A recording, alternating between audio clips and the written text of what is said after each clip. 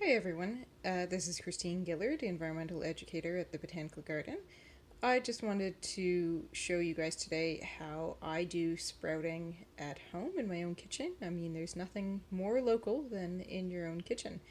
To do the sprouting, obviously you need to have some sprout seeds. Here I've picked out some alfalfa. I find alfalfa is the most mild, crunchy, delicious of the sprouts. It's if you're new into sprouting, it's the best one to start with. A lot of the other sprouts have stronger flavors, like the broccoli sprouts tasting a bit more like broccoli, or some of the other sprouts out there having a very peppery taste to them. So alfalfa is a very sweet, mild, green sprout and very enjoyable. You can buy seeds like this online. You can get them at certain stores. Here in St. John's, we like to get them at Food for Thought. It's a store that's downtown, and you can buy them in bulk. And these are actually the ones in this package, I think, have actually been bought from there, but I bought this package years ago and thought it was great because it had the instructions on it to refresh my mind if I ever forgot, and I just refill this package as I go along. So, aside from the sprouts themselves, the other things that you're going to need is some sort of jar, and I don't have something too big here, but the most important factor is having a big, wide mouth. You want to be able to get in and out the sprouts easily out of that jar. I just have a measuring spoon that's not particular. This package actually says to measure out 1 to 2 tablespoons of seeds. 2 is a lot, and I've learned myself that doing 2, especially on the first time for somebody, is probably too much. They're probably going to go bad before you finish eating them. If you really like them, then of course you can be doing them afterwards. The one harder thing to get here is a piece of screen, and obviously you want to make sure it's clean, and you're going to be using it with food. You don't take something out of your windows that's falling apart. I actually have gone to Home Hardware, any other home building supply stores. You can buy it by the foot, and this here is only maybe 6 inches by 6 inches, and so if you buy, I think it usually comes in maybe 3-foot wide rolls or something like that, so we're talking 1 foot is going to have enough for 6 people in it. And so, I mean, you can buy it and then have extra for yourself just in case it rips, although I find this lasts a really long time. This is I'm not sure what kind of plastic, but it's a plastic. It's not a metal screen, so it's a plastic and fairly flexible, fairly soft to the touch, no hard or rough edges. It's not going to go rusty on you if it was a metal screen. It's a typical screen you would find in your window screens at home. So you just buy a section of that. Having an elastic band, I prefer to have a nice thick one. I get these off of the broccoli or something like that when you buy it. These back here is you just need some sort of shallow waterproof holding dish. And then I've saved a cap, and I'll show you that later on once we get into it, to show you how I use it to help the drainage properly.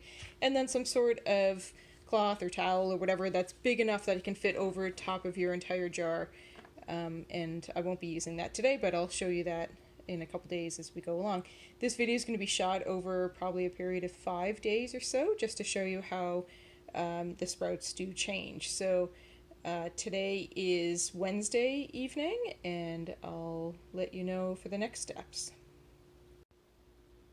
Okay, I have measured out a tablespoon of the seeds. You can see that they're actually quite tiny. If I get this focusing. And it's possible sometimes, just like when you buy beans or something, you're going to find tiny rocks in your seeds. Hopefully that's not the case. I usually try and make sure that I'm buying organic seeds as well, but that's up to you. They are slightly more expensive. But if you find anything that doesn't look like it matches and shouldn't fit, you can see there's a few different color in there, but they should still be fine. Usually bad seeds just don't grow and you won't have to worry about them. But yeah, so you take that tablespoon of seeds, put that into your jar. Oh, I didn't get all of that in there. Okay, and next what you're going to do is put the mesh over top of your jar. So it's just going to sit on top kind of like this, and then we're going to take the rubber band, put it on top. I need my second hand, so just give me a second. Okay, and there we go. Our mesh is on. So now you're going to see, hopefully the seeds don't fall out of that hole, but I'm not going to test it just because they're not very big when they're still dry. But as soon as they start getting wet and absorbing that moisture, they will get a little bit bigger and hopefully don't fall out. But that plastic band is on there secure enough that I shouldn't have too much issues with that. I've seen some people use the metal ring that comes with a mason jar on top. I don't find that is easy. Like, it's hard to get it down over top of the mesh, and you're more likely to damage the mesh. And why not use an elastic band if you have one? So I'm going to take this over here to my sink, and we are going to turn on the water and fill that up. Okay. And give it a little swirl. Swirl it around. And now I like to drain it out. And fill it back up again.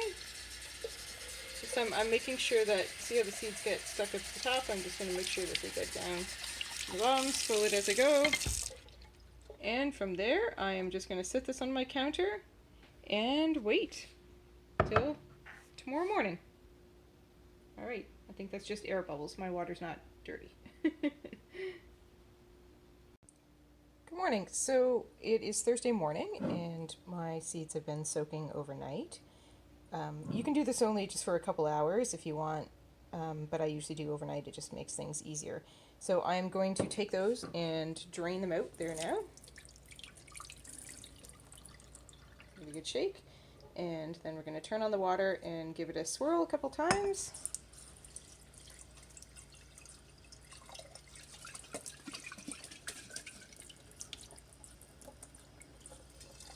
Again, making sure those seeds are getting mixed in, they get stuck to the top. Give it a swirl. Okay, and drain.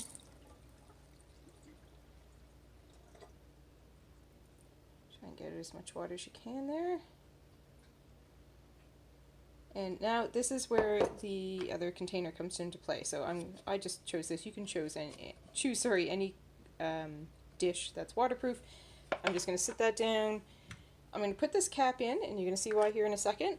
I'm going to take my container, and I want to make sure that it is going to be leaning on an angle for it to drain. You want the water to be able to drain away, and none of the actual jar to be sitting in the water. So I'm going to actually turn it this way a little bit. Have to adjust it. I think that cap moved a little bit. So, and then it's just sitting there to drain. Now, it doesn't matter so much in the early days, but I like to keep it covered with a cloth because you don't want to have sunlight reach the sprouts, because then they will turn a darker green and be a bit more of a bitter taste, and I'm not a fan of that. Some people do like to have them green up, but I'm just going to sit there. It doesn't need to be in the sunlight. We're just germinating seeds, as you should know. Just doing that in the dark is all you need. And that's it until tonight. Alright everyone, it's now Thursday evening, and I am going to do the same thing as this morning. So we take off our cloth, and you can see the seeds have been draining there. If there's any moisture in the bottom of the container, maybe a little bit, I'll just take that and kind of dump it out. So it might be a bit more than others. And then it's just on for a rinse. And I think I'm starting to see ever so slightly a little bit of germination there. They're starting to look a little bit whiter and fatter. Maybe they're starting to germinate. Or maybe I'm just seeing things.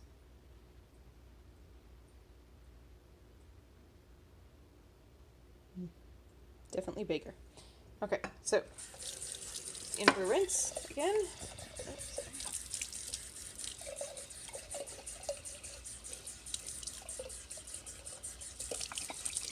I've actually learned from doing this in March that my kitchen is colder in March, and it takes longer for sprouts to germinate in March than it does to do this in the middle of the summer. So you can always heat up your kitchen, make sure it's a little bit warmer.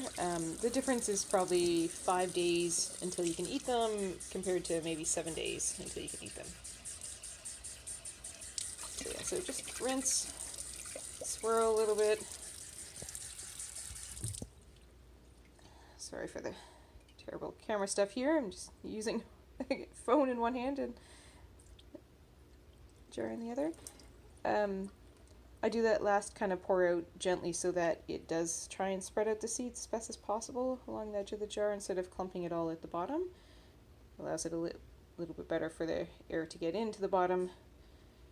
Shake that out. And back into my container it goes, sitting on an angle there. Cover it up, and then video will continue on Friday morning. So it's now Friday morning, and I'm going to take the cloth off and see.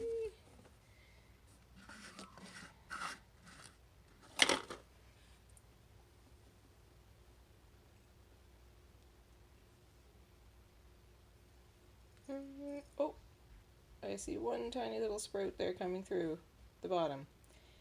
As the sprouts start to grow, they sometimes do grow through the screen, so I make a point of making sure they're falling back into the jar when I add the water.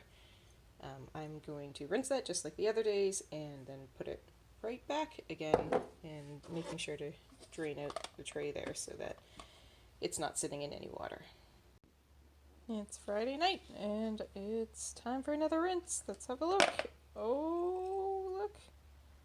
Wow, quite a lot of growth throughout the day today. I did have the jar sitting up on a ledge in my windowsill just above my sink, and I was wondering if that warmth would really help. And you can see here how all of the sprouts are starting to grow, and they actually grow through the screen. You don't want them continuing to do that, so as you rinse them, you'll kind of shake them down and get them back inside there. I'll usually use my hands to kind of gently poke them in if needed.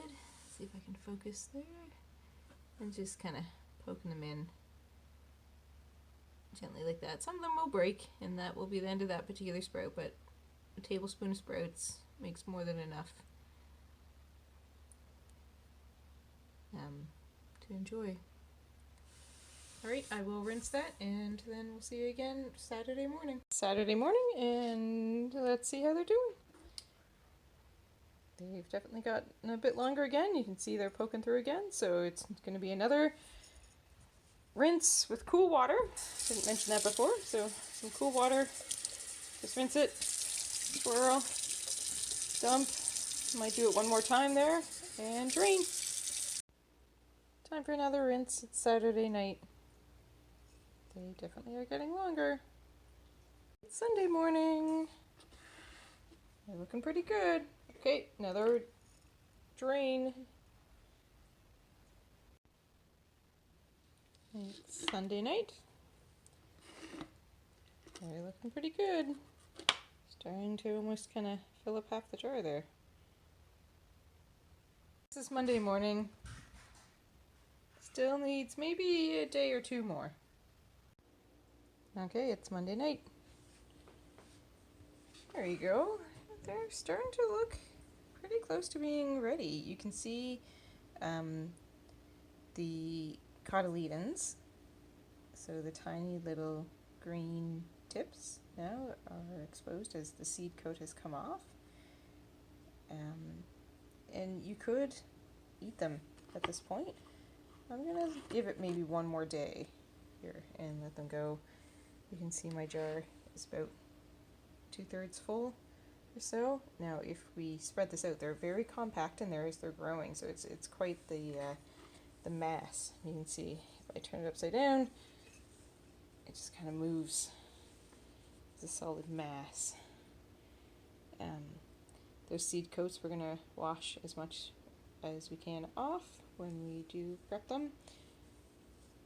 But yeah, I'll just give it one more day.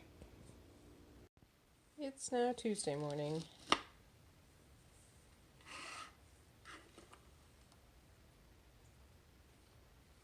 I'm actually thinking I might harvest these today. As I said yesterday, I could let it go a little bit longer, but I think they're ready. I'll do that later. I got a bowl filled with cold water. Now I'm going to just take off that lid.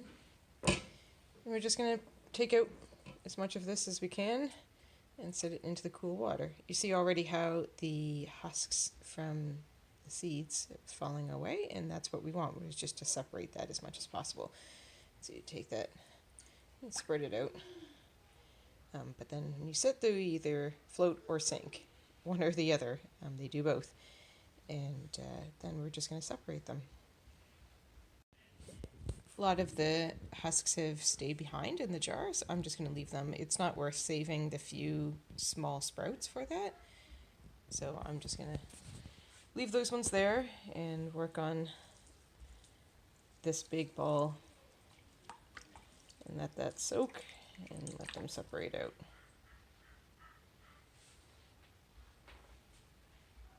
I've got a second bowl here, so after these are sitting for a little bit and got most of that out, you can kind of pick up the mass of it, put it over to the second bowl, and I can try and get the last few sprouts like that, and then might do it a second time.